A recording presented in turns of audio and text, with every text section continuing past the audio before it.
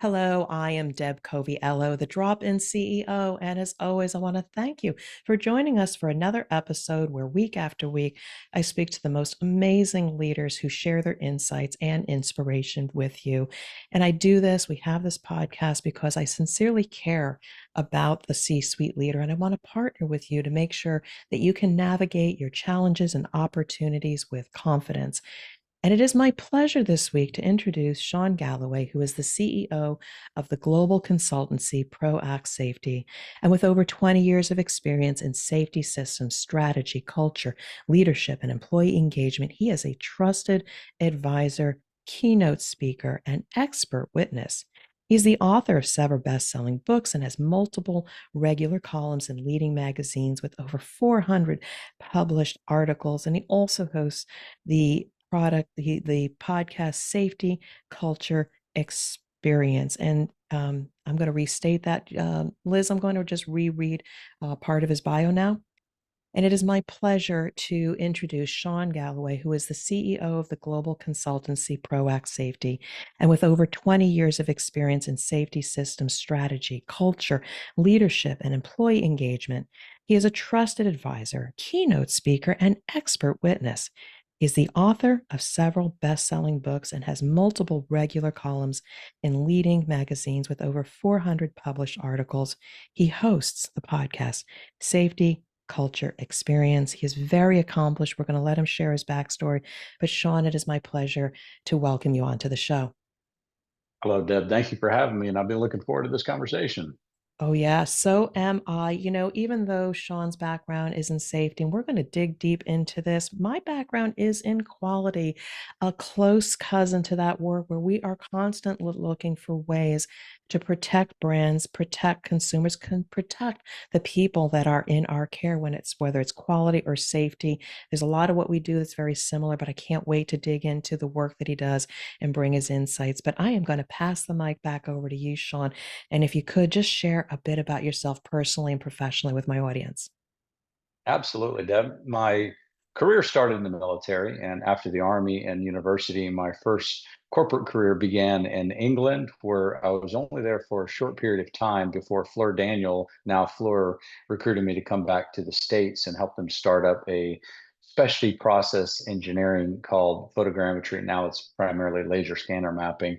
But my entrance into safety started in the late 90s with OSHA's process safety management. So where you're dealing with hazardous chemicals, there's a whole degree of rigor that's required to stay in compliance and to keep the environment, people, communities safe.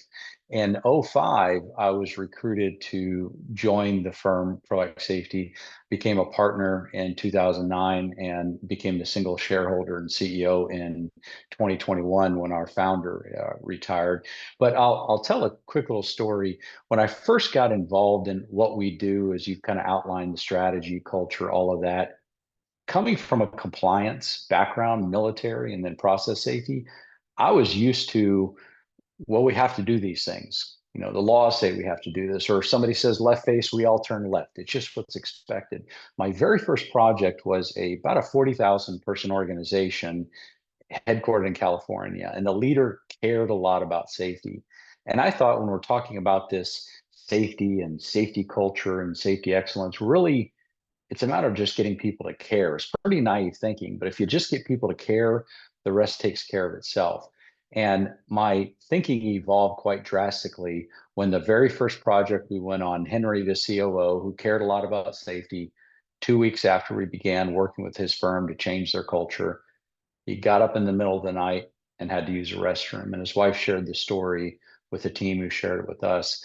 And as he left his bedside, he must not have seen the magazine on his carpeted bedroom floor. And when he slipped on that magazine, he hit his head on the nightstand. But he went to the restroom and eventually back to sleep, not realizing he was internally hemorrhaging, and he passed away. We think the same thing happened to the actor Bob Saget, who played the father in Full House in 2021, 2022 time period. And my thinking evolved because I think it was Drucker that said it's not enough to try your best. You have to first know what to do and then try your best. And that's where my thinking really evolved for looking at occupational safety, that A, you're 10 to 11 times more likely to get injured outside of work than you are at work. And it's not enough to just tell people to be safe and to care about your own safety or others. You have to know what to do to be safe. And that degree of specificity is really needed in anything that we do when we're leading people or we're leading safety in an occupational environment. But that's to me kind of how I got started. I have the privilege of serving clients from ranging from our nuclear weapons to social media and every possible industry in between. So never a dull day. I see a lot of similar challenges across industries, but what's really unique is how you go about solving those challenges. But I appreciate that opportunity to share a little bit about myself. So, so it's funny as I listen to you share a bit about your story. I'm taking some notes here. Every single time I have an interview, all of a sudden you hit an emotional chord with me, and so um, you're a great storyteller. And where you've hit a chord with me is the word care, because I too, when I started my upbringing in the quality area, it was about compliance and meeting a standard specification. MILQ 9858 was the quality system back in the day, and the military defense systems, it was about compliance and can you find gaps. And now it's really about how can we help improve people's lives. And the care factor, I think a lot of people miss amidst trying to get results in certain numbers. The thing that resonates with me right now is I remember walking within my corporate environment and I was looking at my cell phone going up or down a stair, and a colleague of mine paused me and said, 3 points of contact. And so there's my 2 feet on the ground, and I needed one hand on the handrail.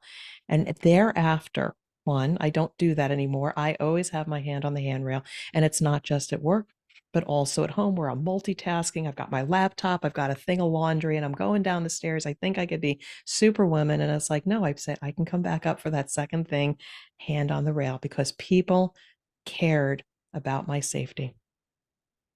Yeah, that's a great story. And it's interesting what sticks with people. I have an experience. I was working with a public utility, and on all the doors, this is back when people would come into the building, the administration building, and pay your bills. So quite a long time ago.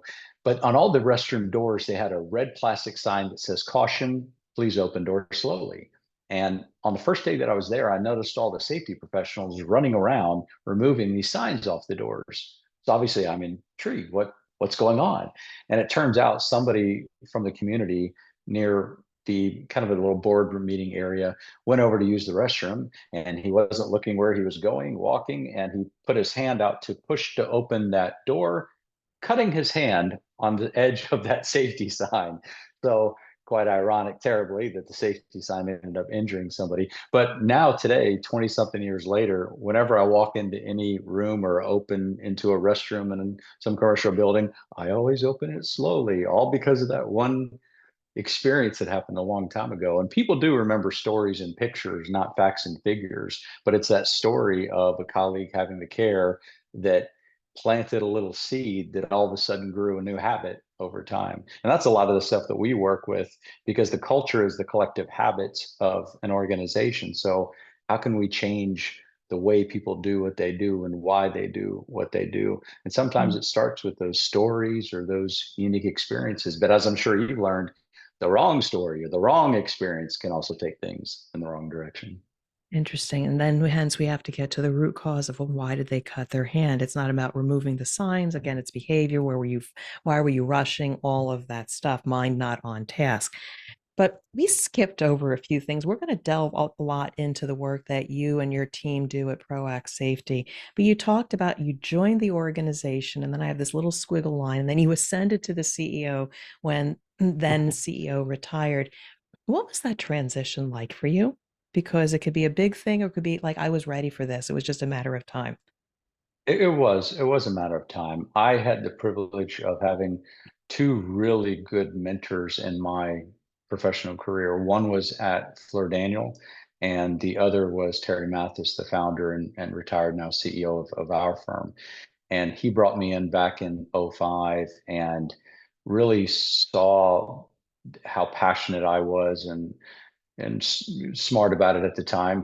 He offered me a position and ownership in the company that I couldn't refuse back in 2008 when I became a partner. But I worked very closely with him, and we became so interchangeable on different projects. We have, of course, a team that supports and other consultants and everything. But him and I worked very closely over the years, so much so that we could almost predict how each other would respond to different scenarios. So it was something that gradually happened and then all of a sudden happened. When COVID took place, Terry and I both, as I was the chief operating officer at the time, president and COO, and when he decided in July of 2021 is when we officially made that move. But as somebody that's been a road warrior for 30 something years, almost weekly I'm on a flight going somewhere around the world, and he was too.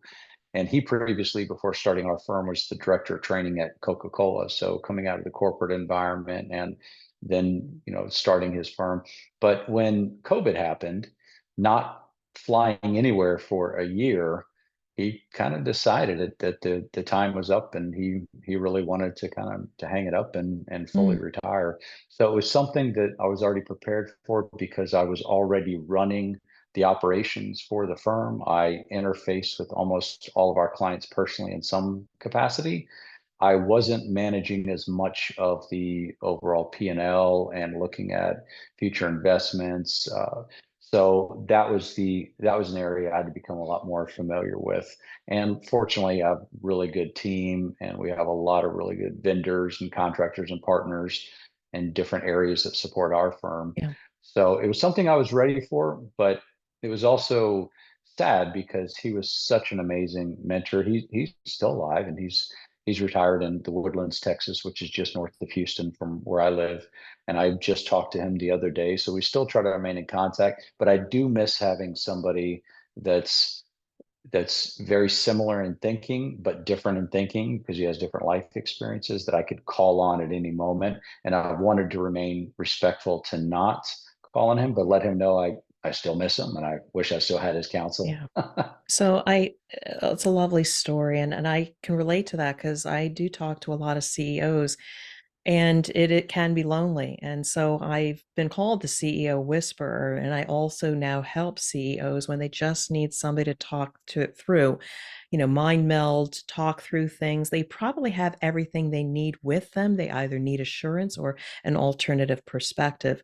But before we move away from your mentor and the past CEO, what was that support like, or what was some of the best advice that he afforded you? Because I want people to learn um, what you received as a gift.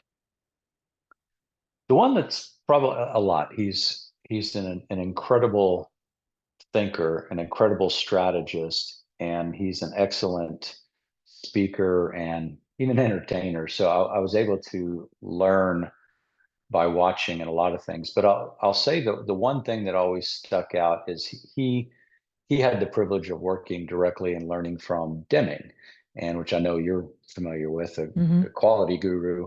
But Deming's principle of people support what they help to create is probably the thing that's resonated and Mm, helped me the most as a leader.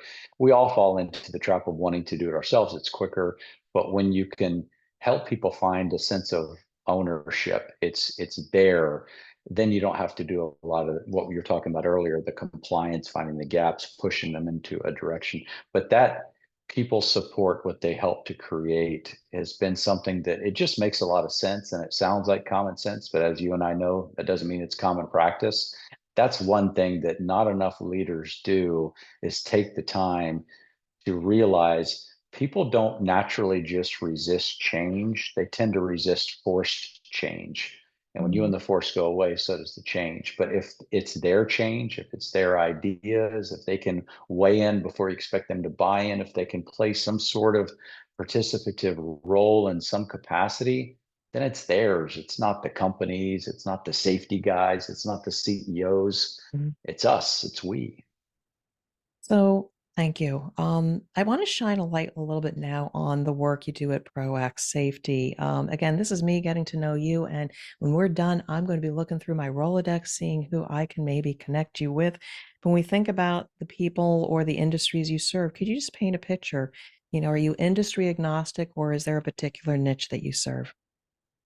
Across all industries, all primary industries, manufacturing, power generation, delivery, the construction, bio, hospital systems, really all major industries. Our firm's been around for over 30 years now. And so 100% of our business is, as Alan Weiss would call, marketing gravity. The projects tend to come to us because we have such a strong brand and have had so Beautiful. much success. But there's really three types of engagements, and I'll do it at the 80/20. 10% are organizations that are best in class, but they want to make sure that they're not missing something. I'm kind of a human benchmark working across so many different environments. I see what the best are doing. I see what the average are trying to do better. So I'm Mm, brought in occasionally to help them think a little bit different. All progress begins by thinking differently, and they want to make sure that they're yeah. not breathing their own exhaust or just kind of too much confirmation bias. The other 10% then would be the terrible types of projects when there's a fatality event, multiple fatalities, single fatality. And generally, I'm brought in. Those I do a lot of vetting to make sure that it's an organization that truly cares about the recovery and putting additional preventative and recovery systems in that it doesn't happen again versus they're trying to cover their bases.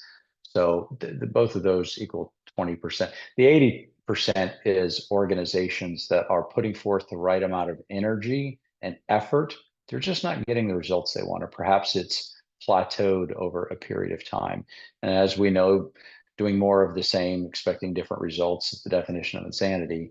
So they want somebody to come in and help them find their way forward. Very similar to a lot of the work that you do. They want somebody to be able to call upon, ask questions, seek some advice and counsel, and help them identify better practices or different ways that perhaps they haven't thought about it. And that could be all the way from looking at their data, their systems, their culture, to developing an actual strategy over the next 3 to 5 years, and then support them as they internally execute on that strategy.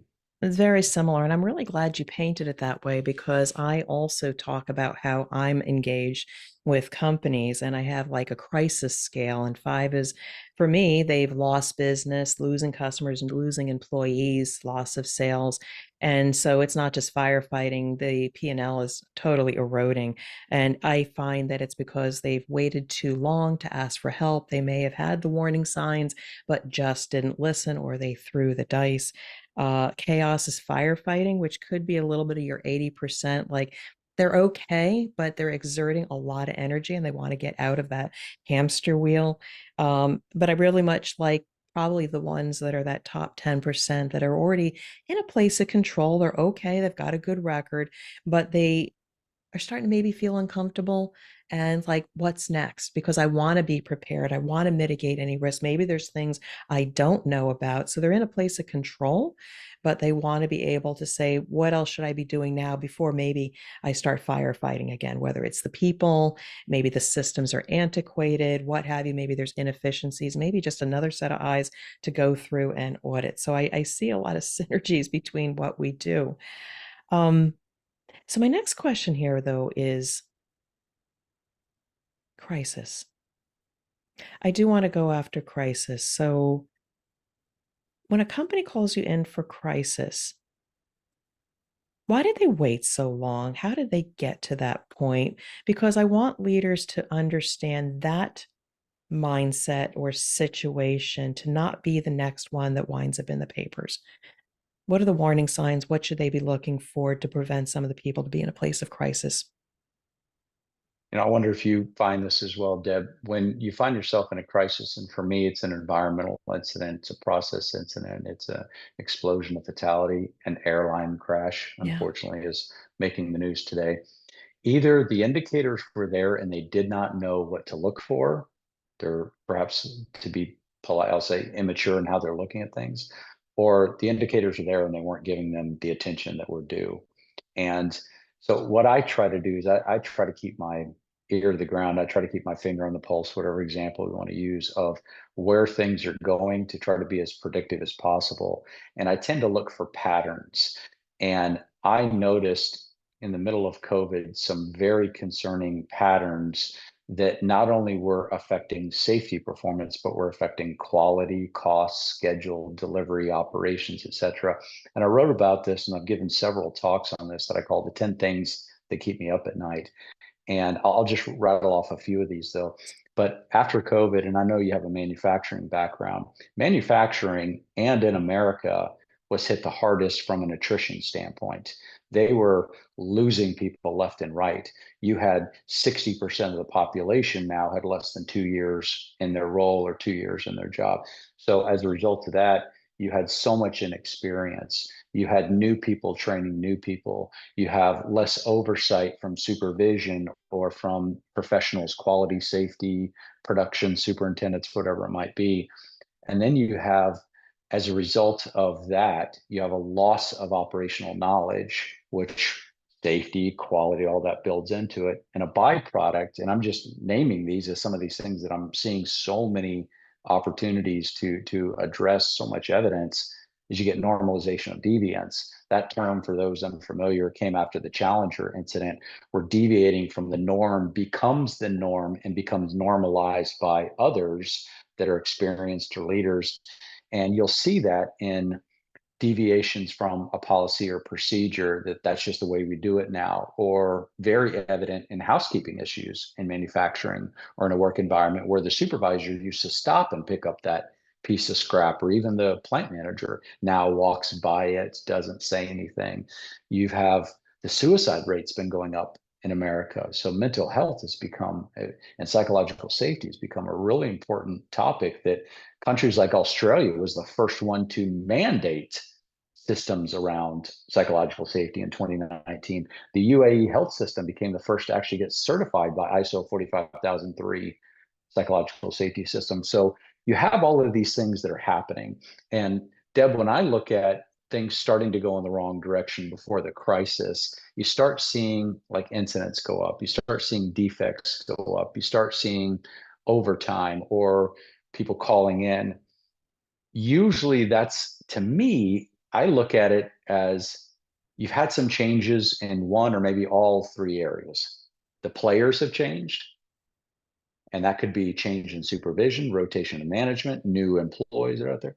The playing field has changed, how decisions get made, even moving to automation that changes things, or an acquisition by another organization. The corporate values change, so how decisions get made, or the game has changed. So you have the players, the playing field, and the game. And the game has gotten more fast paced. We still have to, or the production numbers have to increase despite less trained people, less oversight. Supply chain issues were a really big issue during, or concern during COVID, and still to some degree. But I think the indicators are there, but leaders need to mature their thinking and what they're looking for. And that's why they need people like you and uh, and others to get a good understanding about what are these other patterns. How are other companies thinking about this? You look at the Macondo incident in the Gulf of Mexico. BP is a great organization. I've done some work with BP since that event, and they have wonderful people that really care. They were also the biggest player in the Gulf at that time. And even though there were others talking about that, about the potential for it, they weren't a part of that conversation, in my opinion. So you look at what's happening in Boeing. Boeing also is a great organization. Back in the 80s, the saying was, if it ain't Boeing, I ain't going. There's such a strong brand perception around quality. But if you look at what happened with the McDonnell Douglas and the Boeing merger, the the terms that were used for the two different leadership styles were the Boy Scouts and the Hunters, Killers, Assassins. Well, which one do you think remained afterwards? And you had leadership that was on the floor talking with people about quality issues, making sure work is done as opposed to work as planned, were aligned. You didn't have deviation. And then they moved the corporate office. They moved people from being their finger on the pulse. So not doing skip level meetings, not being out there going to Gemba, walking, talking, engaging people, making sure they know that they care about you and you care about their concerns and responding to those things. The answers on how we improve things and stop things from going in the right direction are there if leaders are willing to ask the right questions. So there's so many directions I want to go into, but I want to come back to that terminology you use, deviation normalcy, or what was it that, Normalization of deviance. okay, because I am going to validate what you said because I was recently, again, things weren't going awry. They were starting to crumble a little bit. The leader, the CEO called me in to take a look. And there was one particular thing that they wanted me to look at, but I can't help myself. I will look at ergonomics. I will look at safety. I will look at efficiency. I will look at quality. And while I was there, from an operational perspective, they had great systems. Occasionally, well, why do you do this? Well, this little knob hasn't been working. So as a workaround, we push this button, doing the right thing, getting the right quality. Hey, how do you do this thing? Well, I follow this recipe, except in this case, go on the whiteboard over there and there's a couple deviations. Okay, I get that. They're trying to manage the process. But from a root cause perspective, why aren't they then making that then the new standard? Because I told the leader, as soon as you start seeing a deviation here and a deviation there over time, that's going to build and you've lost the standardization of your process, and therefore then you get your quality issues, your safety issues, etc. I also witnessed some air quality issues, and they knew about it. They were having problems getting the engineer to fix it so that we wouldn't have a safety issue and, quite frankly, potentially an explosion issue. And as soon as I raised it, then it became urgent again. But it's one of those things that, well, engineering's working on it, and then people just accept it. And then that's when bad things really happen, and they don't have to. I see it all the time. And I think, like I said, safety, quality are close cousins. So you just outlined things and trends that you are seeing in safety. But if there was a leader out there, first of all, just so you know, I'm like writing a note down here. I do know a person involved in safety standards. But by the way, every single CEO that I've interviewed on this show, all of them in manufacturing, I need to send this podcast interview to each and every one of them because they do need to hear this. And even if they think they've got the greatest safety program, they got the greatest people, an outside perspective is potentially what they need because they only know what they know based on who they have there. But if a leader had to do something now, and maybe they don't enlist your services now, what are some things that they could do now, do themselves to be sure or get an understanding of the current state of their safety programs that they can correct?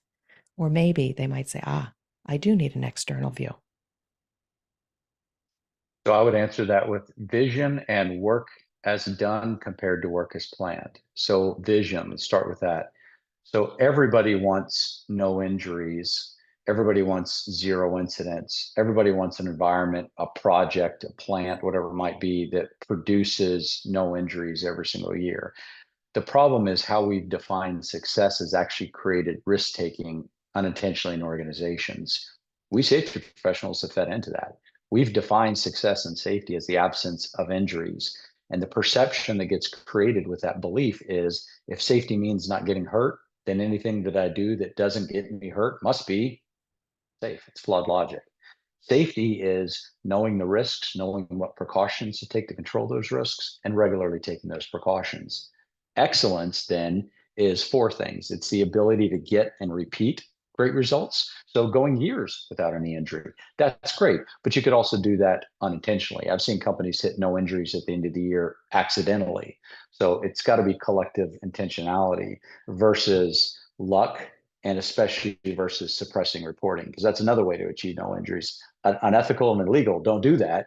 But if you've arrived at a project or a year without any injuries, have we done anything that might make somebody feel uncomfortable about reporting that? So if we have the ability to get and repeat great results, the next piece is we have to have confidence in our system capacity, not just to prevent unwanted things from occurring, but also recover when they do. I do a lot of work with the Department of Energy, and they started what's now we're calling human and organizational performance, HOP. And the very first principle in how we look at humans and the role in performance is that mistakes are normal in a complex environment. People will make mistakes. So you can't punish your way to excellence. You have to realize behavior is a byproduct of so many things, the environment, the values, somebody's hunger, so many different things. So you have to have the capacity to prevent, but also have redundancies, backups, contingency plans that if things don't go to plan. Then the third part is you have to have you have to have insight into why you pursue, why you have the data, or why you have the results you have. If you have a year without injuries and you can't point to why, that goes back to managing the luck out of the equation. And then the fourth part is maintaining a mindset that regardless of how well we're doing, we could always be better. Centos, for example, they have a corporate value they call positive discontent. And originally comes from Mark Sandburn, who's an author, but what they define that as is we celebrate our success and we know we can always be better. That's a great mindset. I work with companies that have discontinued using the term best practice in lieu of better practice. Now it's just terminology, but language shapes culture, always have, always will. They've used that term because they fear if we adopt a best practice, we might stop looking for a better way. There's always going to be a better way if we're looking for it. So it's that mindset that we can always be better than what we're doing. But that vision of what success is not just in results. It's the performance that leads to the results. So a leader has to get in his or her mind's eye, what does success actually look like? And I use what I call the Olympics analogy, if you'll allow me to run on this for a couple of minutes. So a few Olympics ago, I realized what was happening. I was checking into a hotel in St. Louis during 2 Summer Olympics ago. I wanted to cheer on Simone Biles from Houston. So I didn't listen to the radio. I was a client, so I wasn't watching TV. I do have Facebook, and I happen to open up Facebook, and they pushed across the platform, the United States gymnastics team captured the gold. I was upset because I didn't want to know the score. I knew it was going to be time delay, but I wanted to watch the activity and cheer on the team. But because I knew the result, and later that night when I watched the performance, I said to myself, that's why they got the gold. And the others, that's why they got the silver. I could see the performance that led to the result. So a leader first has to start with, what is my vision of success, whether it's in quality, productivity, interactions with clients, safety. If I were to leave the company, here's the Olympics analogy, 5 years has passed. You're now back into that role as CEO. Maybe you became a board member and you decided to come back in, like the work that you're doing, and help out. What is it you see that's different that explains why now your location, your company is the best at what it does? Others are trying to benchmark against you. What do you see in action that explains the results? So that's the first piece. You have to get clear and align others on what is that vision, and it has to be operationalized, not just in results terms. The other piece is, how is work actually being performed? Work is planned and work is done. There's always a disconnect, not intentionally, but and when I served in the military, they teach that no first battle plan survives contact with the enemy because the enemy hasn't voted yet. Just like the great philosopher Mike Tyson, right? Everybody's got a plan until they get punched in the face. So you have your plan, you have your strategy, even for how the work is going to go. A supervisor directs activity, but people run into issues. They have upset conditions. They have somebody's not available, calls it, whatever it might be. But if you have documented processes, or even if it's tribal knowledge about how those processes, if you're not occasionally dropping in and paying attention to the works that's being performed, you're going to be surprised at some point. And that level of severity of how bad it is, it's hard to predict that. But if you're not having a clear vision, and if you're not checking in for how is work going to plan in accordance with that vision, then you should be no surprise when deviations pop up. And like you were saying, the tie between quality and safety and all these others, safety incidents, they manifest very loudly because somebody got injured or worse. But I typically see that those issues reside in other areas as well. So it's not a safety problem to be solved or a quality problem to be solved by engaging those experts. As a leadership team, as a CEO, we have to look at it and say, how systemic are these issues? Yes, we had that issue over here, but do we see those leading indicators that just haven't popped up on the surface of other performance categories yet? Yeah, and you are singing to the choir over here. I talk in terms of peace of mind versus chasing results, because if you can close the gaps on people's understanding of what's important, what is that vision, and empower them, enable them to create that vision together, and start performing at a level that you can step back and say, okay, I can sleep at night. because they understand what they're doing, why they're doing, teaching others, holding other people accountable for doing it the right way, because it's what's going to keep them safe. It's going to keep the end users safe and whatever they deliver. Then we as leaders can step back and have peace of mind. And I often tell the story, we had a quality issue, could have been a safety issue also. Again, sometimes one can manifest. I was in the fragrance industry, and while we did have a contamination, for some people, a contamination in a product could actually be fatal or put them injure them as well. So it can be a safety issue. But we were so focused on training people and error proofing the system so we wouldn't have a quality issue. And you can do all the error proofing and process management that you can. But when we interviewed an operator, I actually were filming him on what was he doing for this new process that we were trying to train everybody on. When he explained what the process was and why it was important to the customer and what was the impact if we didn't follow it, then I said, oh my God, we've done our job.